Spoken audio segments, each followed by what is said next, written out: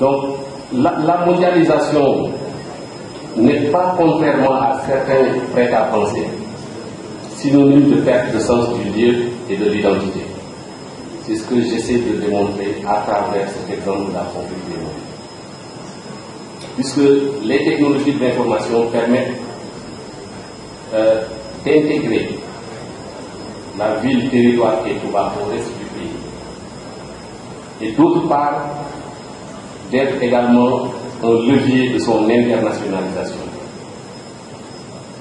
L'importance des technologies de l'information et de la communication prise dans la capitale des Mourides et au sein du groupe tout entier en fait un analyseur des mutations sociales au Sénégal et permet de saisir les contours d'un projet culturel à la fois endogène et universaliste.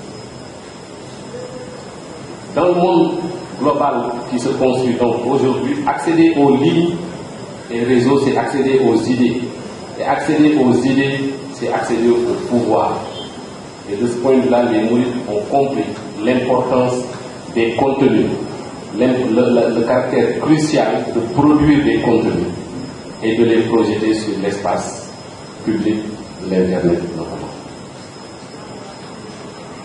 Ce sont donc des technologies qui ouvrent des perspectives, élargissent des horizons, éveillent des consciences, donnent de nouvelles opportunités de relations plus fortes et font fi de la distance. Elles donnent la faculté de se libérer du corps, de la race, de la nationalité, de la personnalité et de communiquer comme de purs esprits. Et on retourne donc à la spiritualité. Et c'est pour cette raison que les Mourides se sont appropriés de manière singulière ces technologies de l'information et de la communication. J'ai expliqué dans un article il y a une dizaine d'années que c'est comme si la confrérie avait préparé par la photographie, le son, l'image, en fait, l'arrivée de l'Internet, qui devient aujourd'hui un moyen de transporter les symboles et de les diffuser dans le sens du message et du projet universel de la confrérie. Je voulais conclure par ça, je vous remercie.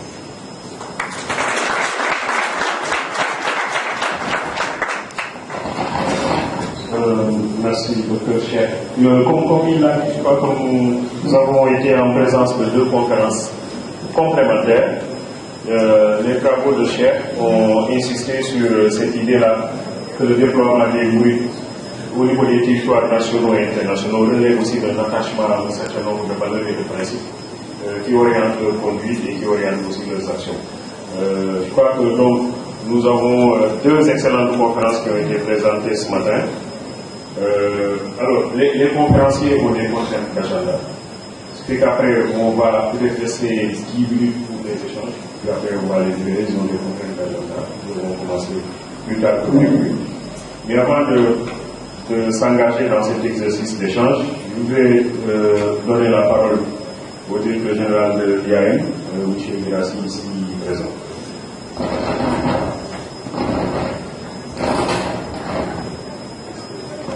Salam alaikum. Et souhaiter la bienvenue à nos deux conférenciers qui sont aussi des grands partenaires parce que nous avons des projets ensemble que nous réalisons dans le cadre du social business et aussi de la mission de Hikma, une association qui s'investit beaucoup dans le social, dans le développement du pays, au plan économique, au plan social. Je voudrais remercier M. Jeudier pour la première fois que je l'entends et je vais demander d'ailleurs cet ouvrage-là que j'ai jamais lu et j'apprécierais bien donc de lire cet ouvrage pour mieux comprendre une dimension très rarement explicitée et partagée. Et là c'est bien d'avoir un expert en salle avec des étudiants pour approfondir donc cet axe-là qui me semble être un axe extrêmement original pour parler du développement de la confrérie mouride. La question, c'est le débat porté sur le caractère universel des enseignements de Cheikh Ahmadou Bamba. je voudrais provoquer aussi en demandant aux étudiants présents dans la salle, est-ce que l'être humain a le choix? En venant au monde, n'est-il pas du tout obligé? N'est-ce pas cela que Cheikh Ahmadou Bamba était en train de montrer, pas seulement aux musulmans que nous sommes, mais aux créatures que nous sommes, que l'être humain en venant au monde est en même temps associé à une mission. Et associé à une mission qui est universelle, ou qui devrait être universelle.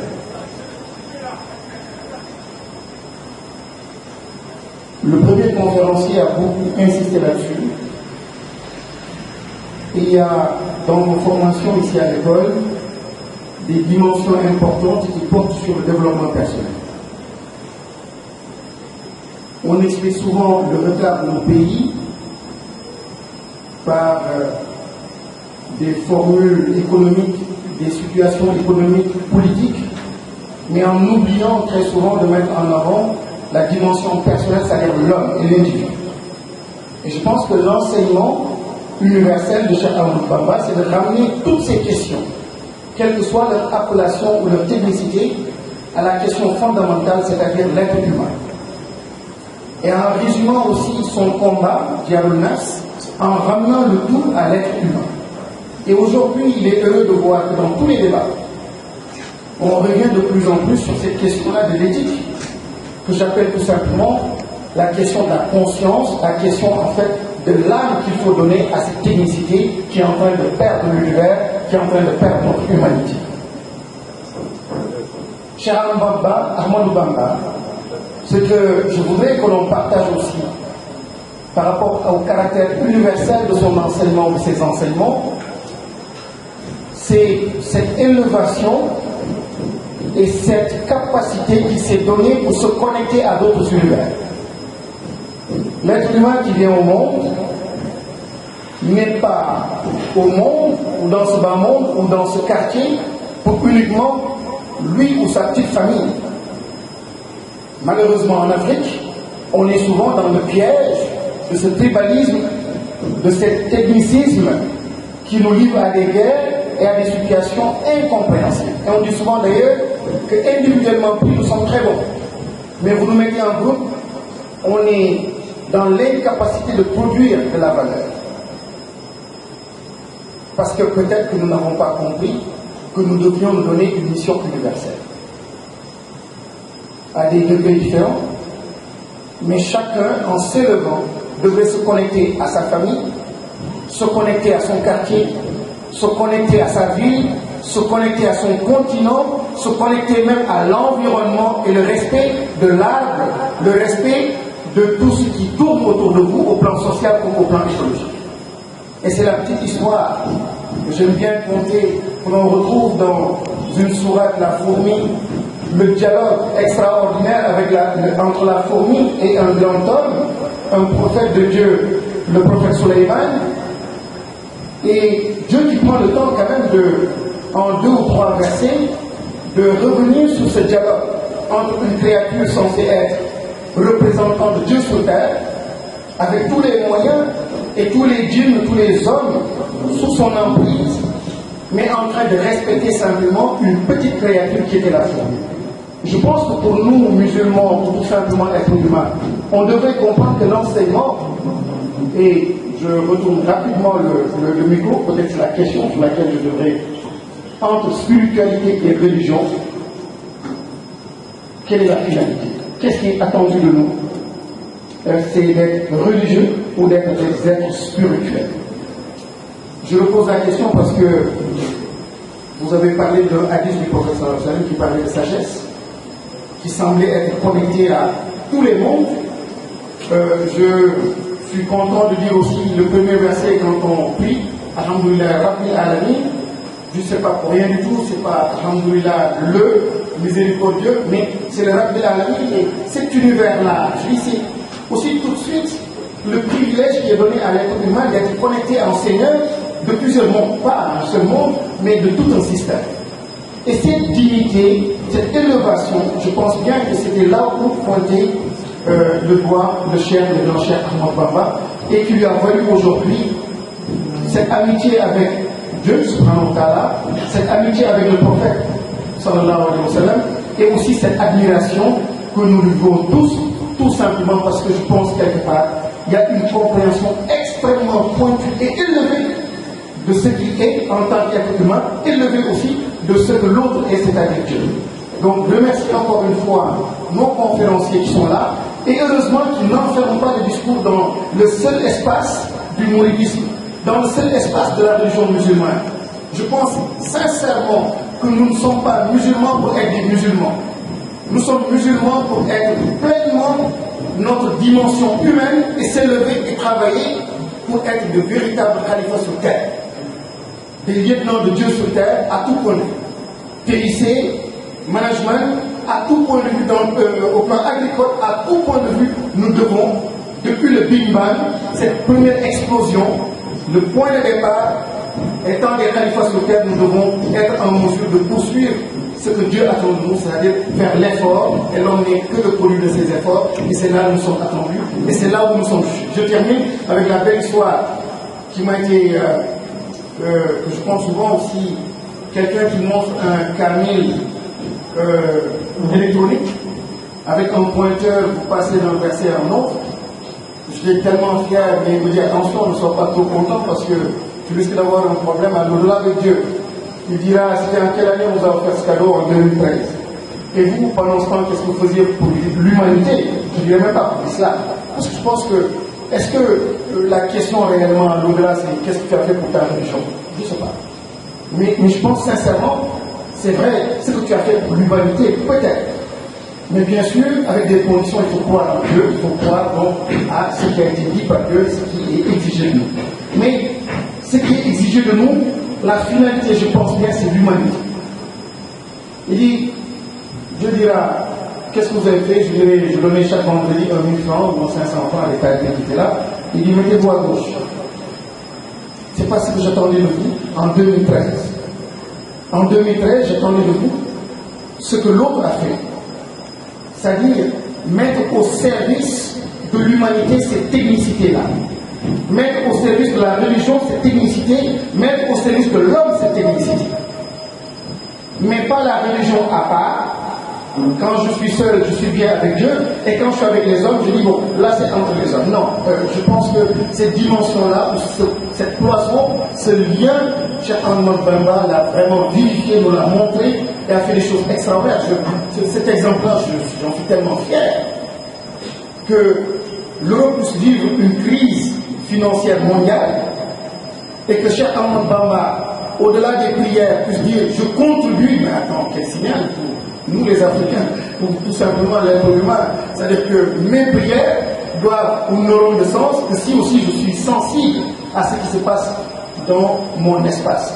Et je termine pour demander simplement, et je me le recommande à moi-même, des fois je dis un peu honte, quand je vois ce qui se passe en Syrie, je dis quel est l'effort, quel est le temps que je consacre dans mon implication, mon engagement à partager la souffrance d'êtres humains et de musulmans. Et pourtant, on dit tous la même chose et nous nous disons tous musulmans et tous des êtres humains. D'autres interviennent au nom de la politique, mais nous, au nom des valeurs, nous devons au minimum, au moins être sensibles à ces réalités. Et le prophète le dit, quand on voit quelque chose qui n'est pas bien, par la force changer, si on ne peut pas, on n'a pas cette force, au moins le dire, au moins agir. Si on ne peut pas le dire, mais au fond de nous-mêmes, qu'on puisse être dans des positions, des dispositions, pour au moins avoir une aversion pour cette chose-là. Mais souvent, il y a une indifférence totale par rapport à la souffrance des gens, pas dans notre famille, malheureusement, seulement, mais de façon plus globale. Dieu attend de nous, et Cheikh Ahmadou Bamba attend de nous, qu'on soit grand, qu'on lève la tête pour voir loin, voir là les animaux, les parents, celui-là qu'on ne connaît pas. Tout le monde, nous sommes dans un écosystème, nous devons donc jouer un rôle. Je vous remercie encore infiniment pour ce que vous avez fait. Merci bien, M. Virassi. Merci pour les propos, mais aussi pour les questions qui ont été adressées par les conférenciers viendront là-dessus. La parole, je vais la donner au représentant du Daïroui. Il est là.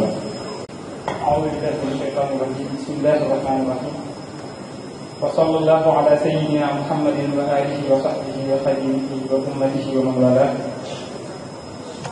حضرة ممثل الخليفة العام للطريقة المريدية السيد المدير العام للمعهد الفقهي للإدارة، الدكاترة وأعضاء مجلس إدارة المعهد، ممثل الدائرة التجارية ورابطة المسيحيين في المعهد، أعزاء المدعوون، سيداتي سادتي، السلام عليكم ورحمة الله وبركاته.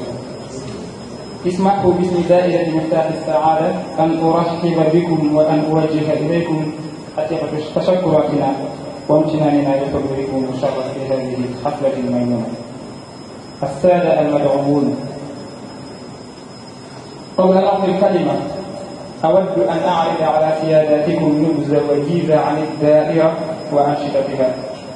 لقد انشئت الدائرة في عام 2004 بإذن من الخليفة الراحل الشيخ صالح بكار رضي الله عنه وأرضاه، الذي أطلق علينا اسم مفتاح السعادة. ومنذ إنشائها تسعى الدائرة إلى توفير إطار لتوعية الشباب، وخصوصا تلكم الذين يدعون الانتماء إلى الطريقة الخديمية. هذا هو الهدف الأساسي الذي تسعى لتحقيقه، يكمن في نشر تعاليم الشيخ الخديم من خلال عالميته الفائقة ومتعددة الجوانب والأبعاد. وفي هذا المنوال تندرج فعالية هذا اليوم الثقافي الذي يشكل إحدى أنشطة الدائرة الأساسية. هذا ونظرا للسياق الحالي المتمثل في الأزمة الأخلاقية التي تعصف العالم كله، والتي تمشي في المقام الأول الشباب وحديث السن. فمحور محاضرة هذا العام حول موضوع عالمية تعاليم الشيخ أحمد بندر، وهو موضوع نأمل أننا إذا أحسننا الإصفاء سوف نستخلص منها دروسا وعبر جمة فتفيدنا في ممارستنا الدينية وفي حياتنا اليومية. وتنتهز الدائرة الفرصة الصالحة لتوجيه الشكر الجزيل إلى فضيلة الشيخ الخليفة العام للطريقة المريدية السيد مختار بكر حفظه الله وأطال بقاءه. كما نخصص الشكر للسيد الوزير مصطفى جراسي وجميع أعضاء إدارة المعهد وأساتذته للدعم الدور الذي أسدوه للدائرة من أجل انعقاد هذا اليوم. نشكر أيضا سائر المدعوين وجميع من ساندونا من بعيد ومن قريب من أجل إنجاح هذه الحفلة. ونخص بالذكر الدائرة التجارية والرابطة المسيحية اللتان بذلتا كل ما في وسعهما في سبيل أن يكمل اليوم بالنجاح. وأخيرا بصفة رئيس الدائرة حرصوا على تقديم التهنئة والشكر من صميم القلب لكافة أعداء مقام السعادة الذين لم يدخروا جهدا في سبيل إنجاح هذا الحدث الكريم. Monsieur le représentant du Khalife général des Mourides, Monsieur le représentant du ministre Madi Kenya, Monsieur le directeur général de l'Institut africain de management, chers professeurs et membres de l'administration de l'IAM, représentants du Daïra des Tidjan et de l'association des chrétiens de l'IAM, chers invités, mesdames, messieurs, assalamu alaikum wa rahmatullahi wa barakatuh. Permettez-moi au nom du Daïra Miftahoul Saada de vous souhaiter la bienvenue et de vous témoigner toute notre gratitude et nos remerciements les plus sincères pour avoir daigné honorer cette cérémonie par votre présence remarquable. Nous vous en sommes infiniment reconnaissants. Chers invités, avant de passer la parole, je voudrais vous présenter un bref aperçu sur le Daïra. En effet, concomitamment à sa création en 2004, le Miftahoul Saada a été baptisé ainsi par le Khalife d'alors, Fosséli Salim Bakir. Qu'Allah l'agrée et soit satisfait de lui. Le Daïra se veut dès d'abord un cadre de sensibilisation et de conscientisation pour la jeune génération, notamment parmi elles qui se réclament disciples de Serigne Touba Khadimou Rassoul. Sa vocation principale se résume en la vulgarisation des enseignements du Cheikh Ahmadou Bamba à travers son universalité pluridimensionnelle et transcendante. C'est d'ailleurs dans cette dynamique que s'inscrit cette journée culturelle qui est l'une des activités phares du Daïra. Ceci étant, et compte tenu du contexte actuel caractérisé par la crise des valeurs qui sévit partout dans le monde et dont les conséquences dévastatrices se sentent de plus en plus auprès des jeunes, Les exposés de cette année s'articulent autour du thème « L'universalité des enseignements du Cheikh Ahmadou Bamba » et nous espérons que les conférences, les oreilles attentives en tireront suffisamment d'enseignements qui leur serviront de guide dans leur vie quotidienne et spirituelle. Le Daïra saisit l'occasion pour adresser ses remerciements et prier au Khalif Serigne Sidi Mokhtar Mbacké, qu'Allah lui accorde longue vie. Ensuite, nous remercions Monsieur le directeur général Moustapha Guirassy, l'ensemble du personnel administratif et le corps professoral de l'IAE pour le soutien sans faille consenti en vue de la tenue de cette journée, notamment la mise à notre disposition de cette salle où devaient se tenir des cours déplacés pour l'événement. Assurez-vous que nous y sommes vivement sensibles. Nous remercions également de près ou de loin nous ont accompagnés par leur disponibilité, leur soutien indéfectible pour la réussite de cette cérémonie. Le Daïra adresse aussi ses remerciements sincères et cordiaux à nos confrères Tidjanes et à la communauté chrétienne de l'IAE, ainsi qu'à l'ensemble des invités qui ont daigné répondre à notre invitation. Enfin, en ma qualité de Djawriñ du Daïra, je tiens à remercier et à féliciter les fervents membres du Daïra du Cap Sanlé qui invitent de pastéis et de résolutions infaillibles n'ont menacé aucun effort pour la réussite de cet événement. Wassalamu alaikum wa rahmatullahi wa barakatuh.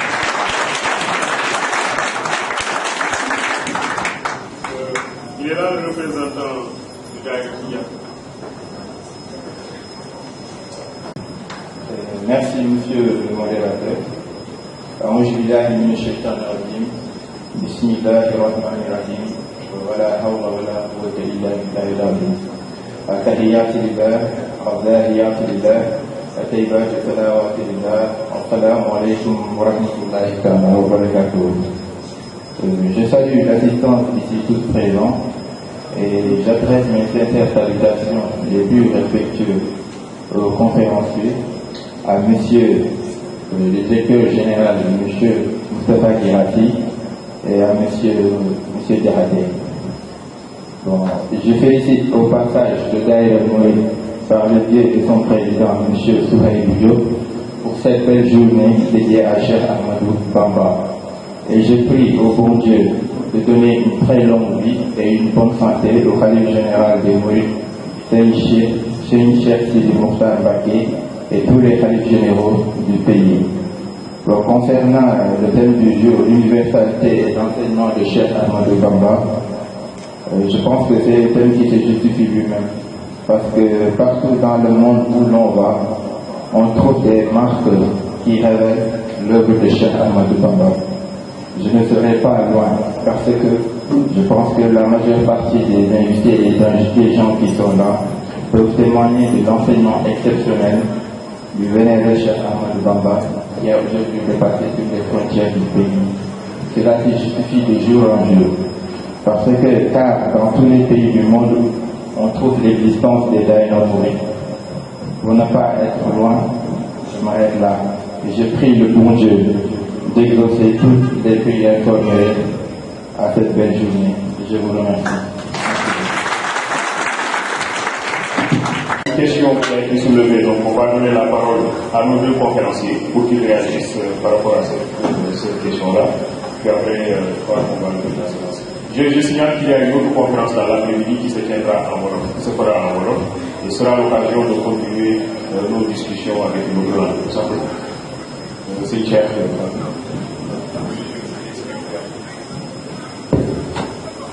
Oui, bon, je crois que M. Guirassy a pratiquement répondu lui-même à la question par rapport à notre rôle ici sur Terre en tant qu'être humain, en tant que représentant de Dieu sur Terre, Khalifatullah fil Ard. Être Khalifatullah fil Ard, représentant de Dieu sur Terre, c'est allier l'adoration divine et faire en sorte d'être au service des créatures de Dieu. Je l'ai dit dans mon exposé, Cheikh Ahmadou Bamba ne s'est pas limité à enseigner donc, la religion à ses fidèles, car comme je l'ai dit dans l'exposé, à la disparition de son père, il a continué quelques mois l'enseignement l'ivresse et religieux qu'il faisait durant la période de son père, mais tout de suite après, il a tenu à apporter une nouveauté et une révolution, je dois dire, en apportant maintenant la vraie spiritualité qui consistait donc à une éducation spirituelle qu'on appelle la tarbiya. Disons,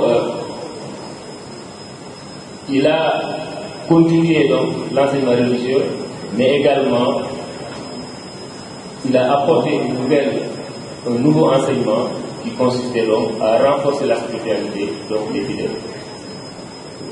Il a dit lui-même que l'homme est sur terre comme un prisonnier, puisque notre ancêtre Adam et Hawa étaient au paradis. C'est parce qu'ils ont péché que Dieu les a amenés sur terre. Donc le but pour tout être humain donc, qui est en prison dans ce monde, c'est de faire en sorte de ne pas faire de tort donc, à ses co-prisonniers, donc aux autres êtres humains, mais également de ne pas faire tort à celui qui nous a amenés dans cette prison-là. Ce qui fait que si on réussit à allier les deux, quand notre période d'emprisonnement sera bouclée, on pourra retourner donc, chez nous en paix, c'est-à-dire au paradis.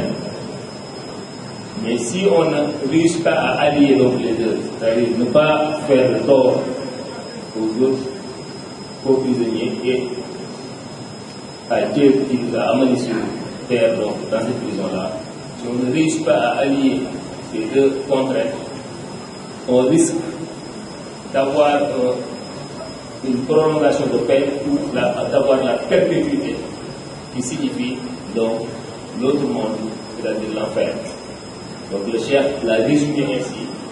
Donc le rôle de l'homme sur terre, c'est de faire en sorte de ne pas faire de tort, c'est-à-dire d'être utile aux autres humains et de ne pas leur faire tort et de respecter donc les règles du jeu donc, dans la prison, donc les règles édictées par Dieu. Si on le réussit, on retourne tranquillement après la peine chez nous, c'est-à-dire au paradis. Sinon, on risque d'avoir, si on fait tort à autrui, ou si on ne respecte pas les règles édictées par celui qui nous a emprisonnés, on risque d'avoir une prolongation et une perpétuité de peine, c'est-à-dire l'enfer. Je crois que c'est en résumé ce que je pouvais répondre sur cette question entre religion et spiritualité.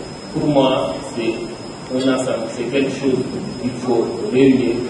Être religieux, c'est-à-dire respecter les règles donc édictées par la religion, mais également avoir la spiritualité qui permet en fait de nous élever à notre niveau, d'être utile à nous-mêmes, d'être utile à notre famille, d'être utile à la communauté musulmane, à la communauté du monde tout entier. Je crois que c'est ça que j'avais à dire sur cette question-là. Merci bien, M. Cheikh Fatima, le chef. Je n'ai presque rien à ajouter à ce qu'il a dit. Et souligner juste que cette notion est une notion très importante, c'est ce qu'il appelle la khidma. Que cette khidma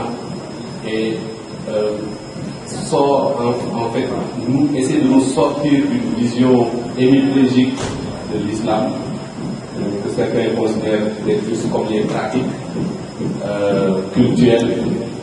Mais un musulman qui est très bon dans cette pratique culturelle, mais qui est très faible dans sa vie spirituelle, qui ne se comporte pas avec des valeurs et des principes dans sa vie politique, dans sa vie économique, dans sa vie sociale, il a un problème avec ça. C'est un peu ça. Donc un mouride et un musulman en général, il ne peut pas avoir deux faces dans sa vie politique, par exemple. Il ne peut pas être un bon mouride et puis quand il rentre dans la vie politique, se comporter comme les autres politiciens. Et c'est la même chose pour l'économie.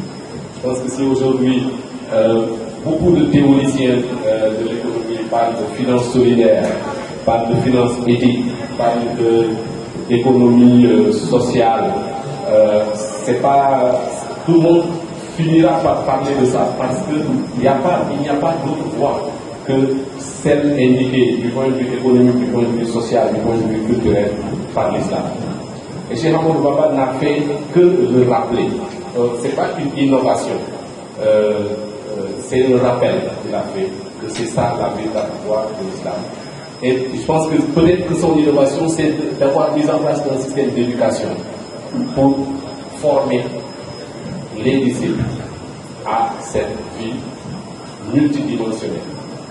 C'est plutôt sur ça que je voulais insister. Merci bien, cher. Merci. Je crois que vous avez fait des conférences tous les deux.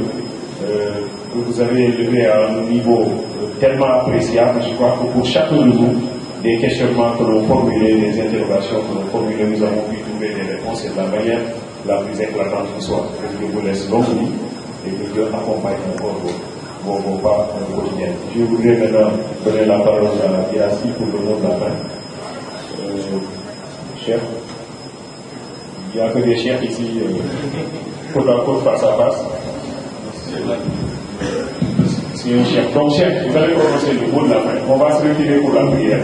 Et je signale que les activités vont continuer.